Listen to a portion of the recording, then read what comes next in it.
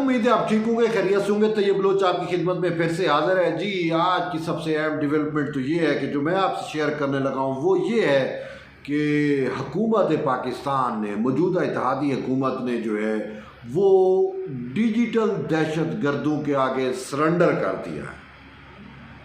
सच में, और ये हकीकत है। अगर वो सरेंडर ना करती तो पता चलता कि वो कर क्या रही है। ये चंद यूट्यूबर्स मिल के ऐसा परसेप्शन मैनेजमेंट कर रहे हैं कि हुकूमत मजबूर हो रही है। वो नहीं देखती कि क्या रियासत का इंटरेस्ट है, क्या वक्त का तकाजा है, हमें क्या करना चाहिए, लेकिन वो उससे मुबर्रा होके जो वो कह रही है वो उसी तरतीब के साथ करती जा रही है। देखें, बात बड़ी सादा है और बहुत बड़ी आसान बात है कि ये जो तरमीम साजी से मुतल्लिक मामलात आपके सामने है। इजलास चल रहा है और कोई कह रहा है कि तरमीम होगी, कोई कह रहा है नहीं होगी।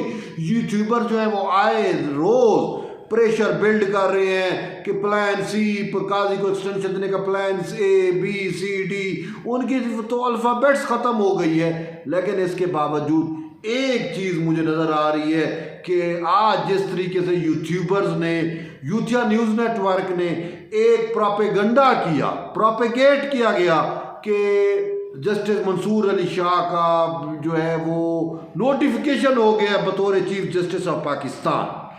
तो भाई ये इस चीज़ ने तो हमें तो शॉक कर दिया कि ये कैसे हो सकता है।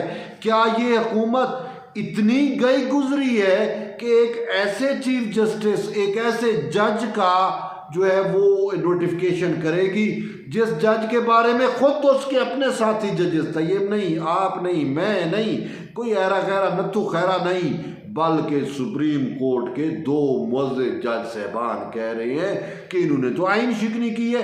क्या हुकूमत जो है वो अपने तौर पे इस चीज़ को इन्वेस्टिगेट नहीं करेगी? क्या रियासत इतनी बेबस हो गई है कि वो अब जिनके ऊपर इल्ज़ाम है कि इन्होंने आइन शिकनी की है, जिन्होंने आइन को तोड़ के मावरा आइन जो है वो तख्लीक किया है, एक शहकार, एक रिलीफ, खुद साख्ता रिलीफ का बानी चेयरमैन तहरीक इंसाफ और उसकी पार्टी के लिए, क्या अब जो है वो हुकूमत इतनी बेबस हो गई है कि उसका बतौर chief justice of Pakistan notification करेगी? अगर अभी तक तो जो मेरे ज़राए हैं अभी तक नोटिफिकेशन नहीं हुआ, लेकिन बताया यही जा रहा है कि हो जाएगा। एक अब हमें इतलात वो यूट्यूबर दे रहे हैं कि वज़ीर कानून ये कह रहा है। वज़ीर कानून को इतना भी क्या वो है कि वो हम किसी और को बता दे, टीवी पे बता दे, पॉलिसी स्टेटमेंट दे दे? नहीं, वो यूट्यूबर्स को बताएगा कि भाई क्या होने जा रहा है। वो बड़े खुश है। और मैं आपको बताऊं कि जब मखसूस नशिस्तों के केस का मामला सुप्रीम कोर्ट में आया तो उस टाइम महा यूट्यूबर्स, इनका प्रोपेगेंडा डिजिटल दहशतगर्दों का जो इस टाइम सरगना है, उसने, मैं नाम नहीं लूँगा, नाम अच्छा नहीं होता, दोस्त है, उसने ये प्रोपेगेंडा किया कि काजी फैज ईसा को इस बेंच में नहीं होना चाहिए क्योंकि ये मामला 2/3 पे जाएगा और काजी की एक्सटेंशन और ये वो। उसने वो मैल प्रोपेगेंडा की और प्रोपेगेंडा इतना पकता जलता परसेप्शन उसकी ऐसी हुई कि आज मुझे लग रहा है कि हुकूमत बेबस हो गई है। अगर बेबस नहीं हुई तो फिर हुकूमत को वो इकदाम करने चाहिए जो आप चाहते हैं, जो मैं चाहता हूँ, जो वक्त चाहता है, जो इस रियासत की आवाम चाहती है, जो होना चाहिए। मतलब मेरी इंडिविजुअल की राय मैटर्स नहीं करती, लेकिन वक्त का तकाजा तो मैटर करता है ना, कि वक्त आपसे क्या तकाजा कर रहा है। वो सच कहते हैं ना कि जो वक्त के ऊपर कोई काम नहीं कर सकता वो सारी जिंदगी पछताता है। कहा जाता है ना कि फॉर्चून नेवर नॉक्स ट्वाइस। ये फैज़ नेटवर्क का नमाज को ना, फैज़ का पकड़ा जाना, एस्टैब्लिशमेंट का कफ़ारा अदा करना, ये सब कुछ क्या है? यही तो है कि ये जो अदलिया कफ़ारा अदा नहीं कर रही, उस अदलिया को अब आपने फिक्स करना है। उस अदलिया में बैठे हुए ये जो इमरान प्रोजेक्ट के जजेस हैं या ये जो फैज़ नेटवर्क के जजेस हैं, उसको आपने उसका तदारुक करना है। काजी चीफ जस्टिस काजी फैज़ ईसा को आप एक्सटेंशन दो या ना दो, हमें उससे गर्ज नहीं है, किसी को गर्ज नहीं है। हमें गर्ज ये है कि आइन का तहफ़्फ़ुज़ होना चाहिए। हमें गर्ज ये है कि सुप्रीम कोर्ट में ऑपरेशन क्लीन अप होना चाहिए, ना कि सिर्फ सुप्रीम कोर्ट, सॉरी, पूरी अदलिया में, चाहे वो high court Islamabad high court के जजेस हैं, चाहे वो सुप्रीम कोर्ट ऑफ पाकिस्तान के जजेस हैं, चाहे वो लाहौर हाई कोर्ट के जजेस हैं, उन सब के खिलाफ ऑपरेशन क्लीन अप होना चाहिए। अगर आप इस ऑपरेशन क्लीन अप में हिस्सेदार नहीं बनते तो फिर रियासत और हुकूमत तो सबसे बड़ी गुनहगार होगी हुकूमत, लेकिन उसके बाद रियासत मज़ीद कमज़ोर से कमज़ोर तर होती जाएगी, मुआशी हालात हमारी बेहतर नहीं हो पाएगी, और हमें जो एक इंटरनेशनल एक पर्सपेक्टिव है पाकिस्तान के ख़िलाफ़, वो जो नियो इकोनॉमिक लिबरल सिस्टम हम पे मुसल्लत किया जा रहा है, वो जो गोल्ड समेत ऑपरेशन है, वो इतना कारगर ऑलरेडी है कि आप देख रहे हो बलूचिस्तान में क्या सूरत हाल है, बाकी इलाकों में क्या सूरत हाल है। और ये फिर जजेस जो अपने लैंड ऑफ लॉ को नहीं मान रहे और पता नहीं कहाँ से एक नया उसने आइन ले लिया है, वो तो मैं यही कहता हूँ या तो गोल्ड समेत का आइन है या इमरानी आइन है, रियासत पाकिस्तान का आइन है। पाकिस्तान को तो उनको तो शिक्के इन्होंने मुअत्तल करके तहरीक इंसाफ को रिलीफ दिया है।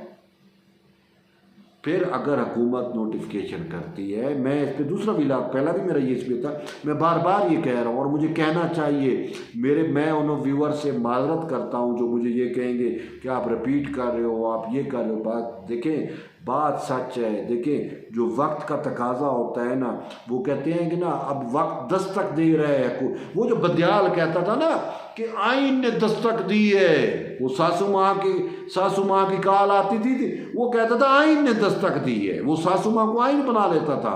तो ये जजेस ने भी इमरान के लिए अपना ही आइन तख्लीक कर लिए। तो भाई वक्त का जो तकाजा है ना, वो मैं आपको बता रहा हूँ। वक्त का तकाजा ये है कि देखें, एस्टैब्लिश, एक चीज़ हकीकत है, आप सब मुझसे इत्तेफाक करेंगे, ये जो सुनने वाले हैं, ये हकीकत क्या है कि भाई देखें, इमरान प्रोजेक्ट आया 2018 में, 17 में उसकी अटेम्प्ट की गई, उसको लाने में किसका किरदार है? एस्टैब्लिशमेंट मुद्दे पे कहूँगा, अदलिया मुद्दे पे, ये दोनों ने मिल के जॉइंट वेंचर के साथ ये इमरान प्रोजेक्ट आपके मेरे इस रियासत की जड़ों में उन्होंने उड़ेल दिया है, जो आज रियासत को खोखला कर रहा है। और फिर वक्त ने करवट बदली, हकीकत आश्कार हुई, एस्टैब्लिशमेंट को अदराक हुआ कि ये क्या हुआ, ये तो भाई गोल्ड स्मिथ प्रोजेक्ट है, ये तो ज़ायनिस्टों का प्रोजेक्ट है, ये जो गजा में कर रही है, ये जो बाकी मुस्लिम कंट्रीज के खिलाफ है, ये तो ब्लड बॉर्डर मैप पे जो है अमल पैरा है, ये तो हमारे हमसे पाकिस्तान से बलूचिस्तान को छीनना चाहते हैं, ये तो पाकिस्तान से पश्तूनिस्तान की बात कर रहे हैं। ये क्या हो गया? एस्टैब्लिशमेंट को अदराक हो गया कि नहीं, ये रॉन्ग नंबर है इमरान खान, उन्होंने जान छुड़ाई, उन्होंने कफारा अदा किया, आज वो जेल में पड़ा हुआ है। उसका सबसे बड़ा वेतन एस्टैब्लिशमेंट जो सहूलतकार है फैज़, वो भी आज उसका अंडर ट्रायल है। अफसोस ये है कि उसकी जो दूसरा उसका जॉइंट वेंचर था जिसके साथ अदलिया के साथ, आज वो अदलिया जो है उसने जुडिशल कू किया हुआ है। अब इसमें दो की रिस्पॉन्सिबिलिटी, एस्टैब्लिशमेंट और हुकूमत की रिस्पॉन्सिबिलिटी। एस्टैब्लिशमेंट अपना काम कर रही है, हुकूमत अपना काम नहीं कर रही। हुकूमत को चाहिए कि इसको फिक्स करें। इस जो फैज़ प्रोजेक्ट के तहत जजेस लगे, हम तो कहते हैं कब ये क्या, ये जो खुदा की कसम, मैं आज हक बजाने दूँ, बेशक मुझे तुझे अदालत लग जाए, बेशक ये मुर्शिद सही, मुझे अक्सर व्यूअर कहते हैं आप जो है वो मुर्शिद क्यों कहते हैं, इसी वजह से कहते हैं कि हमारी जान खुलासी हो सके। हम तो आज भी जो है वो जस्टिस मंसूर अली शाह को मुर्शिद मानते हैं, लेकिन अब क्या कहें, मुर्शिद ही बैठ जाए तो हम क्या करें, मुर्शिद ही जो है वो साइड बदल ले तो हम क्या करें। हम तो फिर भी सीधी राह पे, हम तो दुआ करते हैं मुर्शिद भी सीधे रास्ते पे है, लेकिन अगर मुर्शिद सीधे रास्ते पे भी ना आए, मुर्शिद भी गलत हो तो उसको गलत कहना बनता है। बेशक मुर्शिद हमें जेल में डाल दें, चीफ जस्टिस बन जाएंगे, हुकूमत कमज़ोर है, हुकूमत कुछ भी कर रही है, हुकूमत सरेंडर कर चुकी है। ये जो डिजिटल दहशत गर्दों का बयानिया नहीं तोड़ सकती, जो डिजिटल दहशत गर्दों का सरेंडर कर लेती है, वो फिर मंसूर अली शाह के सामने क्या टिकेगी। बात ये, लेकिन अफसोस से कहना पड़ रहा है कि मैं फिर भी वार्न कर रहा हूँ, ये शहबाज शरीफ, मैं आज आपको बता रहा हूँ, शहबाज शरीफ मुझे जेल में नज़र आ रहा है, और मोहसिन नकवी जो वज़ीर दाखिला है, ये तो सबसे पहले हाथ में आएगा। बात यह है कि अगर आपने अभी जो नाक हो रही है, अपना दरवाज़ा नहीं खोला और उस नाक के मुताबिक कि आपने इक़दामात नहीं किए तो आपका मस्कन फिर जेल होगा। तैयब बलोच जेल जाए ना जाए वो अलग बात है, हम बलोच हैं, बर्दाश्त करने वाले लोग हैं। आपको जब जेल होती है तो आपकी कमर दर्द हो जाती है, आपको कैंसर हो जाता है, आपको पता नहीं कौन कौन सी बीमारियां निकल आती हैं। फिर आप अपनी तैयारी करें, खुदा की कसम अगर आप अभी वक्त के तकाजे के मुताबिक प्ले नहीं करेंगे, जो वक्त आपसे डिमांड कर रहा है, जो रियासत आपसे मुतकाज़ी है, जो पाकिस्तान की अवाम से आपसे तकाजा कर रही है, अगर आप उसके मुताबिक कोई किरदार अदा नहीं करेंगे तो खुदारा फिर आप घर ही जाएँ। फिर आपको तो इसी वजह से अभी भी वक्त नहीं गुजरा। आपके पास जॉइंट सेशन आपने भी बुलाया हुआ है, पार्लिमान का इजलास चल रहा है, आपसे तो कोरम पूरा नहीं हो सकता। खुदा की कसम आपने क्या तरमीम साजी करनी है। जो कुछ आपके मंसूबे हैं, आपको कुछ भी करना पड़े, खुदारा इस मुल्क के लिए, इस रियासत के लिए आपको अब किसी मुसलक पसंदी का शिकार नहीं होना, किसी डील में नहीं जाना, किसी धोखे फरेब का शिकार नहीं होना, आपको कर गुजरना है। अगर आप नहीं करेंगे तो आप मेरी आने वाली नस्लों के, इस मुल्क के इस सबसे बददियानती के मुर्तकब। मैं सिर्फ इतना कहूँगा, बहरहाल वो है ना कि आप भी उम्मीद रखें, हम भी उम्मीद रखें, इंशाल्लाह हमें फिर भी जो है वो ज़रूर आस रखनी चाहिए कि कहीं ना कहीं से इंशाल्लाह ज़रूर बेहतर होगा। बहरहाल एट दी एंड यही है कि जुड़े रहिए तैयब बलोच, मिलते एक नई वीडियो, तब तक इजाज़त, अल्लाह हाफ़िज़।